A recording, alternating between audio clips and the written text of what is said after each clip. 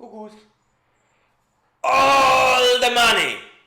Now, let's get serious. Welcome everyone. Let's get started. First off, this is no financial advice. I have no financial interests. I have no sponsored links on my videos. And I don't want no donation. This is just for education. Today's video will be about ILP. And at the end of the video I will resolve what the intro was about. To fully understand the big picture from my last video, I will cover 3 topics today. I will do a short recap on the vision of Ripple, Internet of Value. I will talk about ILP, what it is, how it works, and where XRP plays its role. A recap on the Internet of Value. There's no one ledger to rule them all. That's why we need to create a network of payment networks. This network of payment networks will be connected via ILP, similar as IP today creates the internet. But what is ILP, the Interledger Protocol? Let me give you an example. You all know this, and this, and this, and a similar one, and yet another one.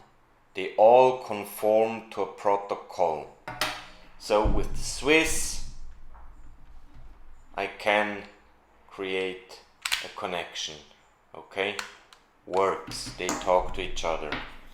A different one doesn't work, I cannot get them to connect. Same with this one, doesn't connect. That's the European one, looks rather similar, yet the poles are too thick, I cannot get them to talk.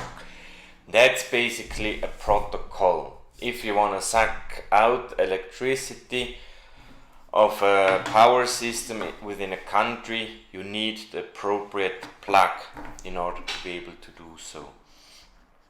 Another example for a protocol, which is an unwritten protocol, is the arrangement of the pedals in a car. We have the clutch to the left, the brake in the middle, and the gas to the right. Imagine you'd borrow a car from a friend, and there it's the other way around. Gas, clutch, brake. You would be totally confused to drive his car. So now you basically know what a protocol is.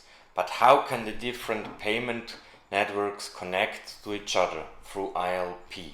Well, I show it again. This is quasi an adapter.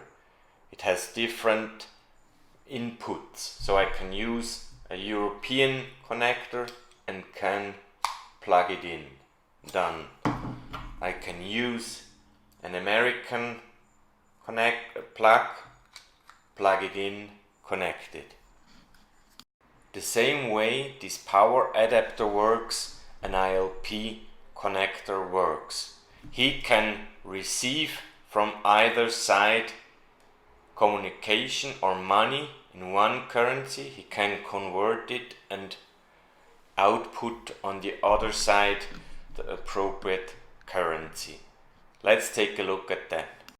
The important thing to know about the connector is the fact that he can set the exchange rate between an incoming and an outgoing asset. And now we come to the important role of XRP. In the traditional payment system network, if you so want to say, each currency had to be connected with each currency.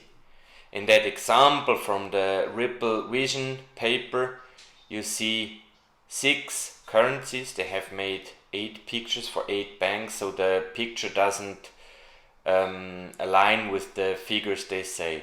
Imagine that each of these banks uses a different currency, then the figure is correct. So let's say we have 8 different currencies that would create basically a network of 28 currencies pairs. US dollar with Korean won, with Japan yen, with Brazilian real, with euro, with Mexican peso, and 2 more. Now when we use XRP, all those banks have just to have a connection with XRP, which reduces in the example with 8 different currencies the connections to 8.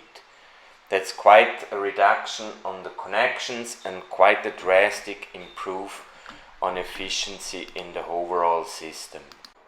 As you now understand what ILP is, how it works and the role of the connectors, you can now also understand this image I have presented in my last video, the big picture, and now it should dawn on you.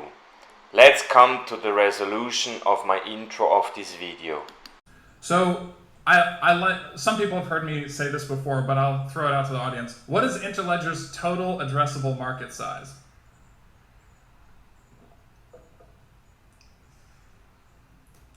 All the money.